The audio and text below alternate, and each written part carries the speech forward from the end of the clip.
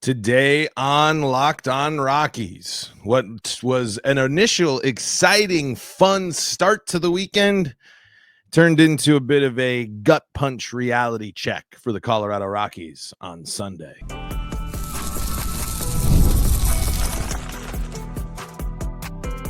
You are Locked On Rockies, your daily Colorado Rockies podcast, part of the Locked On Podcast Network, your team every day.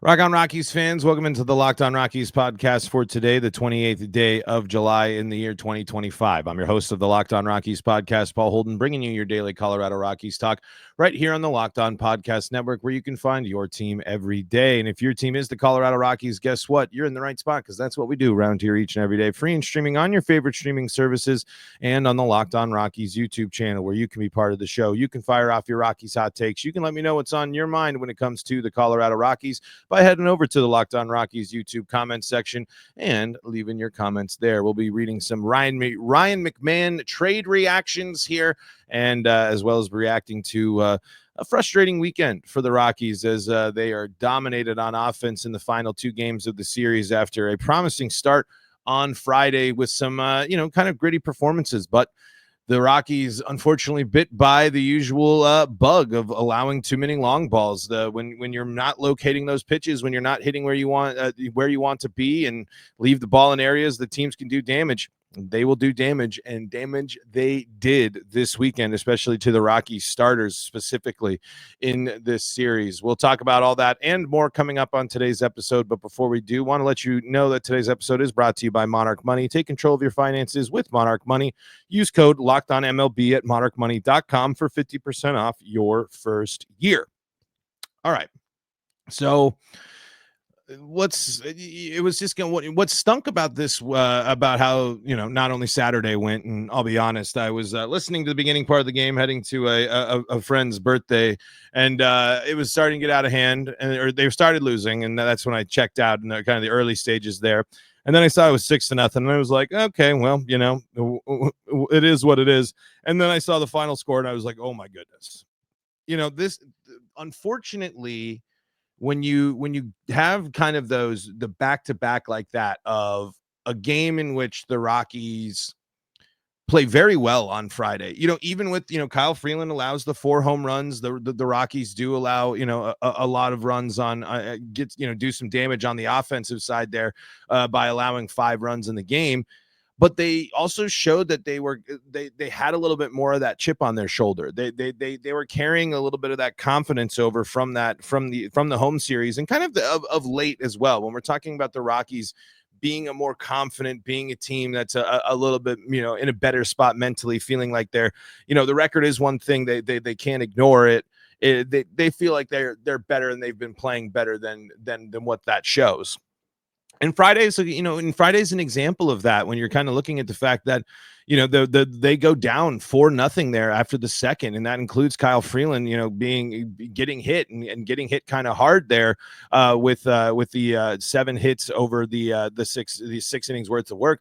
But those, the big long ball, the big damage was done in those first 2, and then Kyle comes back, gets into a little bit of a groove, keeps them scoreless for the rest of the time after those home runs there, and then in the meantime, the Rockies respond by answering in 3 straight innings there. And that's kind of the way we're used to seeing the Rockies work sometimes, is the pitching is suspect, right? But the offense is supposed to be the thing that is going to keep you in games and be able to bounce back, especially down 4-0 on the road with this offense that we've seen this year.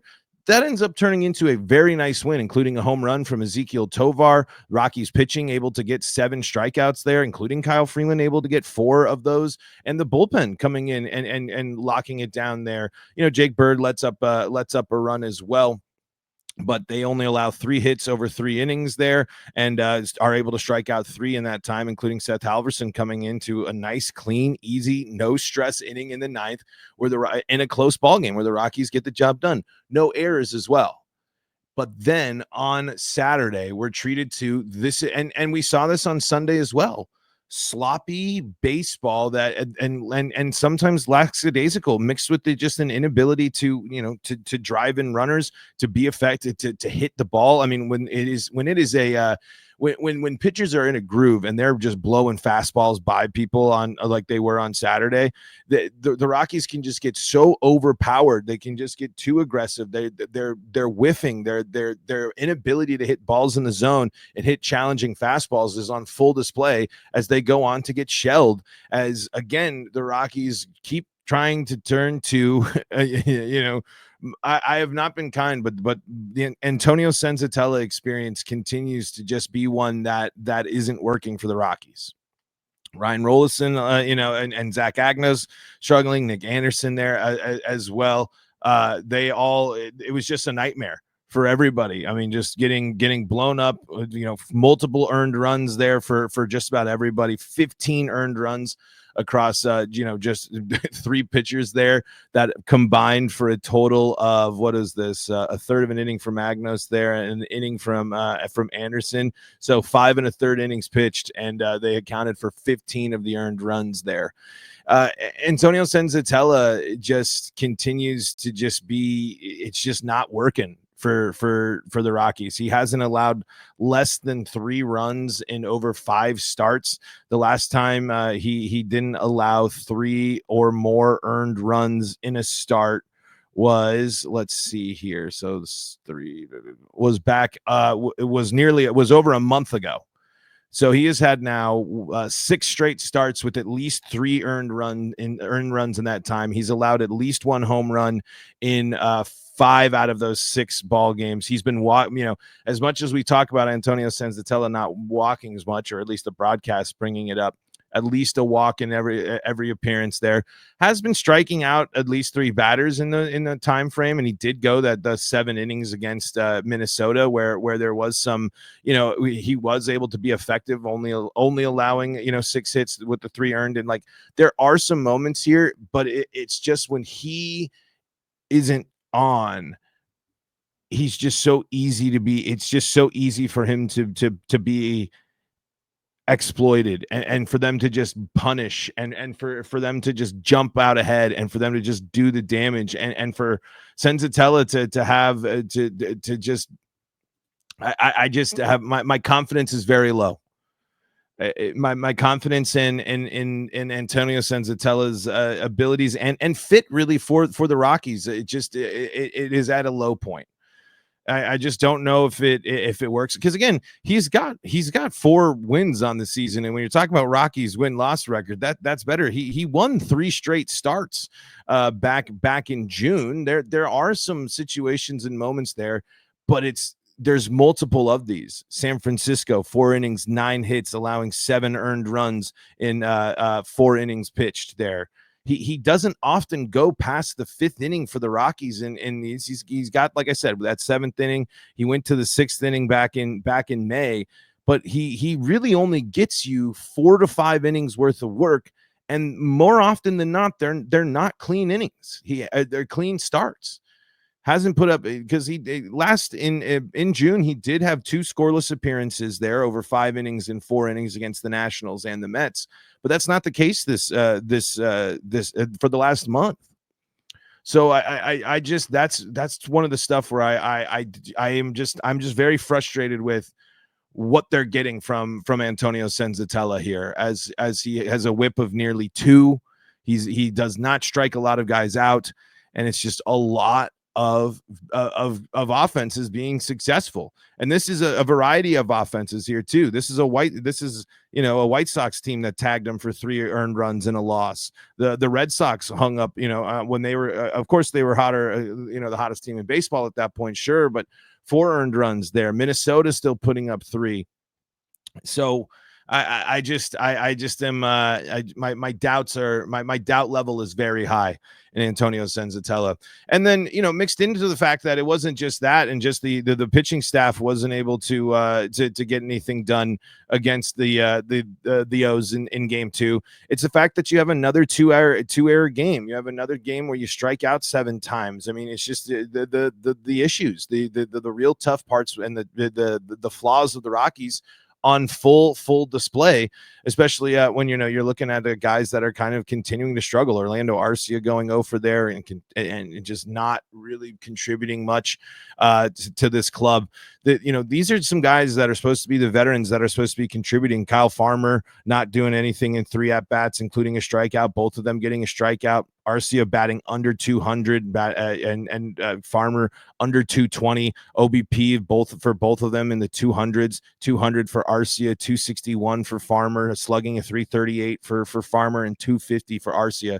That was actually in game 2, so I don't know if that changed for Arcia much in the finale there, but these guys, again, as we keep getting closer and closer to the trade deadline, I don't need to watch these guys play third. I'd rather watch Warming Barnabel play. I'd rather watch get guys the reps and see, because there are moments that this core will get you, will pop off on offense and win a close ball game. When you're looking at the box score here, when you're looking at who was doing the damage, who were the main contributors here, and when you look at the lineup overall for the Rockies in that game 1 win here, you're talking Freeman, Moniak, Goodman, Beck, Tovar, Fernandez, Tolia, all in the lineup here. There's only 2 of the veterans in there. That is a lineup that is full of your young guys. You can replace Orlando Arcia with your Warming Barnabels there. And and like I said, Estrada has been, pretty good for the Rockies in the limited time. So, as frustrating as it was, Blake Street Banner made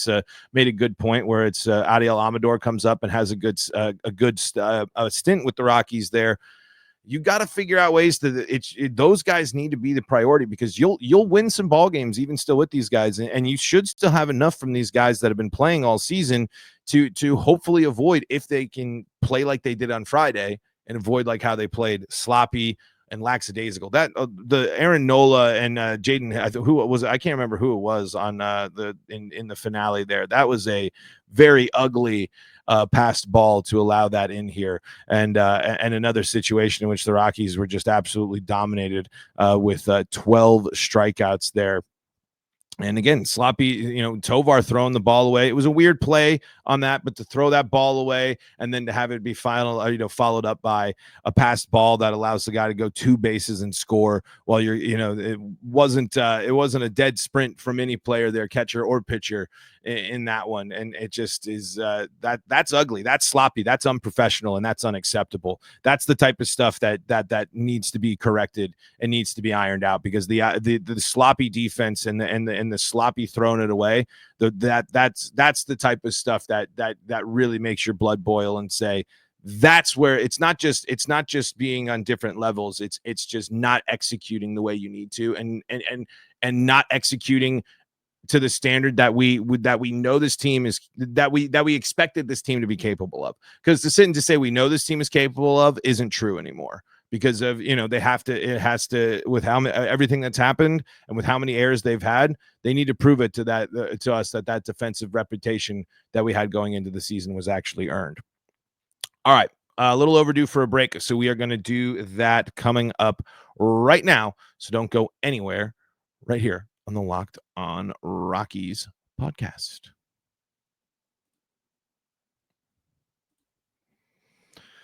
Before we do that, though, got to tell you about the folks that help make this show possible, and that includes Monarch Money. And, folks, you are in a prime budgeting time. It's the middle of summer. You got the rest of your summer plans. You got school coming up. You got all sorts of big things going for your business in the second half of the season. Maybe it is the season for you guys, the year here. And Monarch Money is going to help you manage your money, and it's never been easier.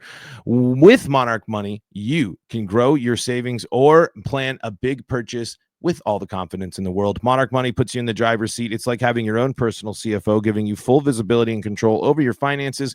Monarch Money is more than a budgeting app. It's a complete financial command center. You can track all your accounts, investments, and spending in one place. So in addition to managing your money, you're also building wealth, and who doesn't want to do that? You can see all the little things that are adding up, subscriptions, takeout, and just little purchases around the office that might be adding up for you, and you can track them, and you can see and make the decisions. Is this worth it? Are these important? What do I need to cut? And what do I need? Where do we need to grow and invest further? Monarch Money can help you there. You can see everything in one app that makes it super easy, because it streamlines it, puts it all in one place.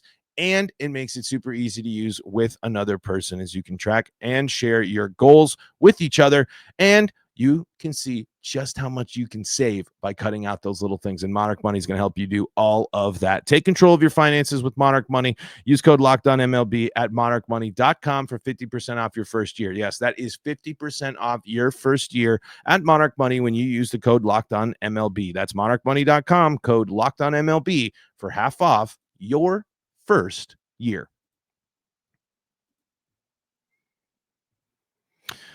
We are back here for segment number 2 of today's episode of Locked On Rockies, where you can find your team every day, free and streaming on your favorite streaming services. And we were just kind of talking about the frustrations a little bit too, of just kind of the guys that these are supposed to be the vets, these are supposed to be the guys, the experienced guys, and while just because they have experience does not make them the a super quality player, it does make it kind of a little more frustrating when you're trying to count on these guys to perform for your team, and they're the reasons to get it. And this is again a situation where Austin Gomber, was it a horrific start? No, I mean, he wasn't backed up by his offense, but it's still 4 earned run, 3 walks, 2 strikeouts, allowing another home run, only going 4 1/3 here. And I know Gomber's someone that is much more of a gamer here, but now he's 0-5 on the season here. The players that we were hoping for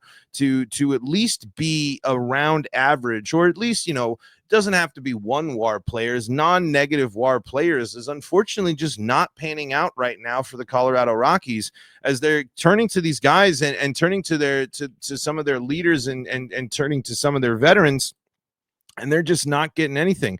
Austin Gomber hasn't quite dipped into the negative so far. He's at 0.2, but and it hasn't been a time. There is time for him to get a nice solid stretch to kind of even things out with the shortened season that he's had so far.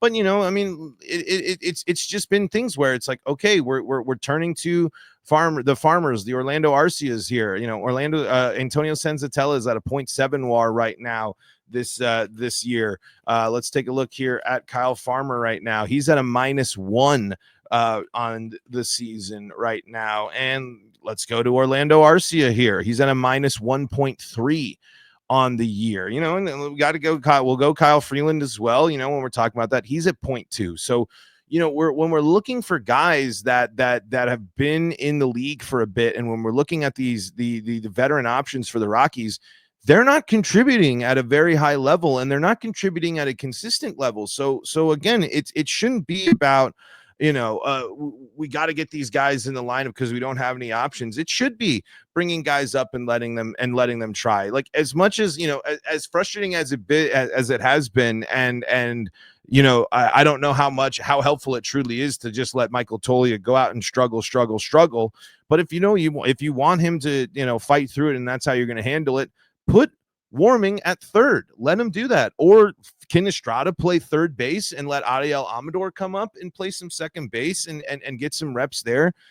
This should be the priority. It has to be the priority, especially as the Rockies are going to be in a different spot post-trade deadline, ideally with some more changes here. Because it's just, that's what's it's one thing again to watch some guys struggle, but the what sticks out and what reminds me of game 1 is, it's just like, okay, these are the guys, these are the new look Rockies are here to show off, and they're here, and they just won a nice game on the road. But then when I'm kind of looking at it, you can kind of say the same thing a little bit for Sunday's lineup, but it's got Estrada, it's got Nola, it's got Arcia, so that's only one more extra veteran guy in there, but it doesn't have the same kind of, you're not surprised. It was noticeable on Sunday, when you don't have all of the same guys in there, even though it's got your Beck, it's got your Tovar in there. But when all of those guys are in that groove, the top 4, pretty much are the young guys as well, with that Yanquiel and Barnabel. So it does, as much as I'm sitting and hyping up the Friday lineup, there are still some examples on the Sunday lineup of still that growth of where they need to go. But I just want to keep seeing those type of lineups. I just do wonder, like, how many more times do we need to see? And again, you just traded Ryan McMahon. You're figuring things out. That's it. Arcia makes sense to being there for the third base option as you might be figuring things out. But you know, be creative and keep giving the opportunities to the young guys, because the vets aren't doing enough for you. They're not forced. They haven't done enough forcing their way in the lineup to not allow for to continue to allow some young guys. But again, it's a different type of story where we're talking about here with the context of the Rockies just trading Ryan McMahon before the weekend. It's not a shock to me that Arcia is holding down third base there. Yeah, but as we're going forward, I just don't want to see this be the norm going forward. Like at some point, you have to sit there and say, like, okay, Orlando, you're not contributing enough here.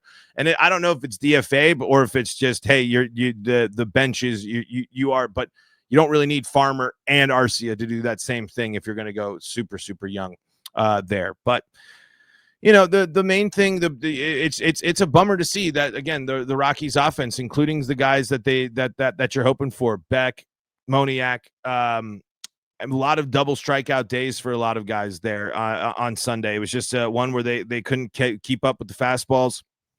Again, they just couldn't keep up with anything. And it was just one of those things, again, where it's just like throw it a little out of the zone, throw a little bit of a challenging pitch, and you're going to get the Rockies to swing and miss there. And they were just in complete control there, even with the Rockies, being able to jump out there, get the early 1-0 lead, but kind of how we've seen it go so often this year. Rockies get a lead, immediately it's wiped away there. But let's give a shout out to Warming Bernabel there, on his first big league stint. And we'll also read some reaction to the Rockies trade of Ryan McMahon from the Locked On Rockies YouTube comment section coming up next on today's episode of Locked On Rockies. Before we do that, though, got to tell you about the folks that help make this show possible, and that includes Gameday Hue. And I got to go and make sure that I show off fully what Gameday Hue is all about. So just give me 1 second here as I pull out. And look at this, folks. Right here, you're going to be able to be stylish and chill on the golf course, or really anywhere that you want to go here with the Gameday Hue cap here. They got the clean, no logo gear with team-inspired colorways for every pro and college fan base. It's all about letting your colors speak for you. No giant logos, just smart, versatile style that works on game day, on the course, or anywhere in between. We also, not only do they have these great caps here, they also have the split shade gloves there, but mine's over in the golf bag, but it's a great shade of purple here. But there are these simple, really cool, really stylish caps that, again, if you're someone that doesn't like a big logo, something big there right in the face of everybody, you are going to love these hats there. You can wear to tailgates, tee times, and or just out running errands, and you're going to get compliments, because they not only do they look great, but they feel great. I like the fact that they're nice and open, breathable here on there, so it's going to feel great for summer days on the golf course. Right now, you can get 15% off with code MLB15 at GamedayHue.com. That's GamedayHue.com. That code even stacks on bundled deals, so now is the time to load up. Let your colors talk, because colors speak louder than words. That's GamedayHue.com, code MLB 15. As I switch back into my Rockies cap, my usual cowl here, we are brought to you by me, of course, as well. Brought to you by what am I going straight back in? And then we just did the live read there. Anyway, we are bringing you back into the Locked On Rockies podcast here at segment number 3 here for this Monday episode. Frustrating series aside, I mean, like I said, what was such a bummer, not only about getting blown out and only 2 hitting that as well. You know, the offense, really not showing up for the Rockies there. Only 8 hits in the final 2 ball games there. 6 hits is good in the finale, but only able to get the 1 run there, and 0 for 7 with runners in scoring position. It just shows that the Rockies' issues there. The classic that is what you've come to expect on Sunday of the Rockies offense, where it's, hey, opportunities. This team has been able to get on. They can get guys on base. They can do a little bit of hitting that way, but they're going to strike out. They're not going to be able to come up clutch with runners in scoring position. And they're not clean on defense, and that's exactly what cost them, as they actually out-hit the O's in the finale there, which just is, just kind of a little extra insult to injury on dropping that series. That when you're looking at it, if you're able to take advantage and be as effective as you were in that first game with the runners in scoring position, be a different spot, and you'd be looking at being a team that has won three straight series, I should say. And unfortunately, not the case. And the Rockies now staring the trade deadline right in the face with their final series here, leading into the trade deadline, which is the series against Cleveland coming up here next, which will be right away. They'll be in Cleveland here, kicking things off tonight with a 4:40 Mountain Time first pitch. But shout outs to Warming Bernabel making his MLB debut there, and going out with a bang on Sunday with the Rocks scoring the Rockies' only run. And I believe he had a hit in the first, or in game 2 as well. Yep, going 1 for 3 in both of those games. So carrying a nice picking up a couple of hits. Good for him, a longtime journeyman there, finally getting his opportunities. Always cool. Again, in a lost series like this, it's always cool for guys like that to get an opportunity, and for someone to be able to go out and hit a bomb out and set the tone for the Rockies in what could have been, it could have gone a different way if the Rockies were able to be more clutch with runners in scoring position. But instead, we are talking about another series loss. All right, quick reactions here from the Locked On Rockies YouTube comment section. Let's see here. Matthew says, while I'll miss McMahon, it's exciting to see the Rockies make moves that rebuilding teams should make. Looking forward to when Karros takes the third base position and hoping they can turn these prospects they received into major league pitchers. That's the big hope every time, right? John says, this gives me hope that maybe, just maybe, the Rockies are serious about turning things around. Yeah, I mean, it would be crazy to the third base market was just too much. There's just no way that you couldn't have gotten a deal done for Ryan McMahon, and you heard it in his press conference. And there wasn't so much this, you could tell, I think, when you're Ryan McMahon, how much it doesn't take much for you to change even a year, being in a different spot last year, trying not to be traded, being, committed to being, ingrained into this is where we are. This is where we, we like being here. We've been here the whole time. All respect, all good stuff, but this was the time. William says, at least he won't have to wear those horrible or terrible jerseys again, as I use the new City Connect. William, not a fan of the City Connect jerseys. I think they're all right. I'm sure they'll grow on me as the other ones did, but still, jury's still out. People definitely still frustrated about it. John says, just sell the Rockies. What an embarrassing team. They're just a farm team for real Major League Baseball teams. I mean, that argument's for a lot of them. I mean, and joins the calls for selling the team. I mean, I don't know. This is a move, though. I think you if you're looking to be critical of, I don't know if this is one. I don't know if this is one you can put in the be critical of when you're talking about the Rockies being able to get in some guys. Again, they need to develop them and turn them into major leaguers. They're not surefire prospects. They're not guaranteed things. None of that. But really, one of the big things, especially when you're talking about from the Rockies side, they aren't paying the contract anymore. This isn't a trade where they're paying Ryan McMahon to now go play for the Yankees. They did clear that money up off the books, which could be, again, they continue to strip it down and not pay a lot of players and be in different situations and kind of go for the bargain bin stuff, which they certainly could do.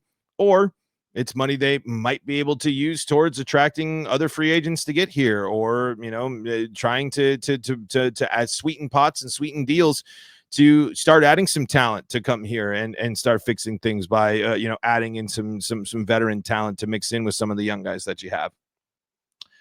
Jack says, great deal for the Rockies. Griffin reminds me of Mark Langston, very competitive. He could pitch in the show today. He will definitely make the team out of spring next season. Okay, I like it, Jack.